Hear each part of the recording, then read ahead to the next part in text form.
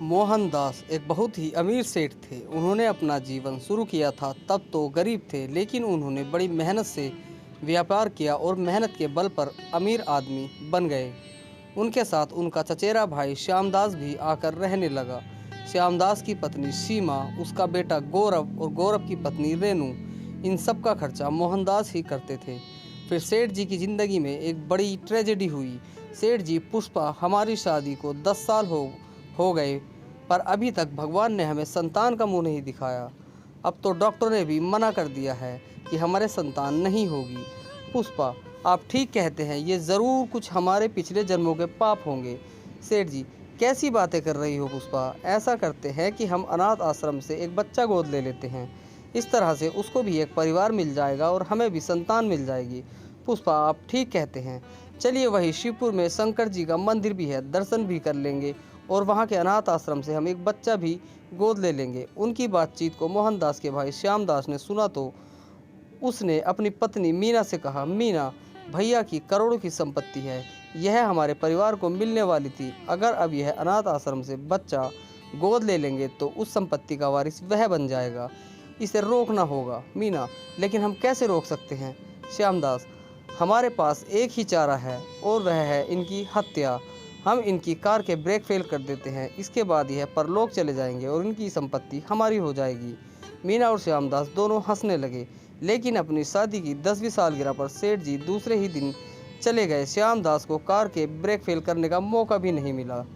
उन्होंने अनाथ आश्रम से 10 वर्षीय बच्चा कान्हा गोद ले लिया। श्यामदास अपनी पत्नी से बोला, सुनती हो, हम जो नहीं चाहते थे वह हो गया। इस मनहूस कान्हा को उन्होंने गोद ले लिया। यह तो बहुत बड़ा है, समझदार भी है, हमारा सर्वनाश हो जाएगा। सीमा बोली, घबराइए मत, यह भी हमारे लिए अच्छा हुआ। श्यामदास ने आश्चर्य से पूछा, वह कैसे? सीमा बोली, जो ब्रेक फेल करने का काम पहले करते थे अब वह कर लो ना रहेगा बांस, ना बजेगी बांसुरी, ये दोनों मर जाएंगे, रह जाएगा कान्हा। तो हमें एक नौकर की भी तो ज़रूरत है, कान्हा हमारा नौकर बनेगा। श्यामदास खुश होकर बोला, वाह, तुम्हारा दिमाग तो बहुत तेज है। उसके दूसरे ही दिन सेठ जी और पुष्पा बाजार में कान्हा के लिए कपड़े और सामान खरीदवाने गए। कार के ब्रेक फेल होने से एक्सीडेंट हो गया, जिसमें उनकी पत्नी की तुरंत ही मृत्यु हो गई और सेठ जी घायल हो गए, लेकिन बच गए। उन्हें हॉस्पिटल में भर्ती करवाया गया। जब उन्हें होश आया तो वह जोर से चिल्लाए। उनकी चीख को सुनकर डॉक्टर और नर्स सब दौड़े चले आए और उन्हें यह जानकर हैरानी हुई कि सेठ जी की आंखों की रोशनी चली गई थी। काफ़ी इलाज हुआ, लेकिन उनकी आंखों की रोशनी नहीं ठीक हुई। सेठ मोहनदास बहुत दुखी थे। वह अक्सर कहते थे, भगवान मुझे कौन से कर्मों की सज़ा दी है। संतान नहीं थी तो तब भी गनीमत थी, बच्चे को गोद लिया, लेकिन मेरी पत्नी को भी छीन लिया और मेरी आंखों की रोशनी भी ले ली। आखिरकार अब मैं कैसे जीऊँगा? अब सेठ जी को दिखाई नहीं देता था। वह अपने भाई श्यामदास पर बहुत भरोसा करते थे। श्यामदास आकर बोला, भाई साहब, आप बिल्कुल चिंता मत कीजिए, मेरे रहते आपको कोई कष्ट नहीं होगा। मोहनदास ने कहा, भाई हो तो तुम्हारे जैसा, आज से ज़माने में तुम्हारे जैसा भाई होना बहुत मुश्किल है। मैं बहुत भाग्यशाली हूँ जो तुम जैसा भाई और गौरव जैसा भतीजा, सीमा जैसी बहू मिली। मुझे किस चीज़ की कमी है? हाँ, मेरे कृष्णा को बिल्कुल तकलीफ मत होने देना।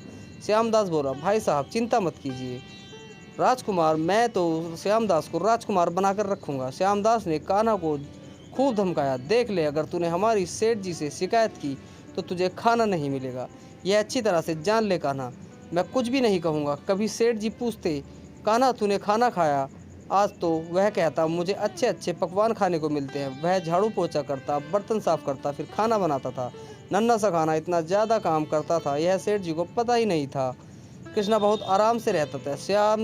श्यामदास सेठ जी से खूब पैसे ऐंठता। कभी आकर कहता, भाई साहब 20,000 रुपये दे दीजिए, अनाथ आश्रम से चंदा लेने वाले आए हैं। तो कभी कहता, कृष्णा का एडमिशन करवाया है, स्कूल की यूनिफॉर्म फीस और किताबों के पैसे चाहिए। कभी आकर कहता, कृष्णा का चेकअप करवाना है, डॉक्टर ने इसे बीमार बताया है। सेठ जी, अरे बीमार हो गया? फिर वे उसे एक मोटी सी गड्डी दे देते। गौरव, सीमा और श्यामदास दोनों हाथों से सेठ जी को बेवकूफ़ बनाकर लूट रहे थे। बीमारी के बहाने से कभी कान्हा के कपड़ों के नाम से तो कभी कान्हा के खिलौनों के नाम से मोटी रकम ऐंठते थे। काम करते करते कान्हा की हालत ख़राब थी। सीमा भी उस पर बहुत जुल्म करती थी। एक दिन अलमारी साफ करते समय फूलदान गिर गया, तभी सीमा आ गई। वह उससे बोली, तुझे दिखता नहीं है कुछ भी? उसने कान्हा को बहुत मारा और उसे दिन भर खाने को भी नहीं दिया। उस दिन कान्हा बहुत रोया। अब उसके साथ ऐसा अक्सर होता था। इधर श्यामदास और सीमा का लालच बढ़ता ही जा रहा था। अब वे पूरी संपत्ति चाहते थे। एक दिन सीमा बोली, अजी सुनिए, यह रोज रोज पैसे मांगने होते हैं, यह अच्छा नहीं लगता। श्यामदास बोला, तो फिर क्या करें? सीमा बोली, देखो आज थोड़े साबुन का पोछा लगा कर मैं जीने के पास छोड़ देती हूँ। जब खाना खाने के लिए भाई साहब आएंगे तो उनका पैर फिसल जाएगा और फिर भाई साहब को ऊपर स्वर्ग निवास में करेंगे, हम यहाँ मज़े करेंगे। श्यामदास इस बात पर खुश हो गया। सीमा ने साबुन का घोल जीने के पास लगा दिया। सेठ जी जब उधर से निकले तो उनका पैर जोर से फिसला और वो जीने से लुढ़कते हुए नीचे आ गिरे। उसी समय सेठ जी का दोस्त केशव आ गया तो उसने उनको अस्पताल में भर्ती करवाया। इस बार सेठ जी को होश आया तो उनकी खुशी का ठिकाना नहीं रहा। उनकी आंखों की रोशनी वापस आ गई थी। वह खुशी से चिल्लाते हुए बोले, मैं ठीक हो गया, मेरी आंखों की रोशनी वापस आ गई, लेकिन मैं अभी किसी को बताऊंगा नहीं, मैं अचानक से सबको चौंका दूंगा। जब सरप्राइज दूंगा तो श्यामदास कितना खुश होगा। सेठ जी की छुट्टी हो गई तो वह घर पर आए। कान्हा का चेहरा देखकर वो दंग रह गए। वह मन ही मन में बोले, इसके ऊपर तो मैंने हजारों रुपए खर्च किए थे, दाल में लगता है कुछ काला है।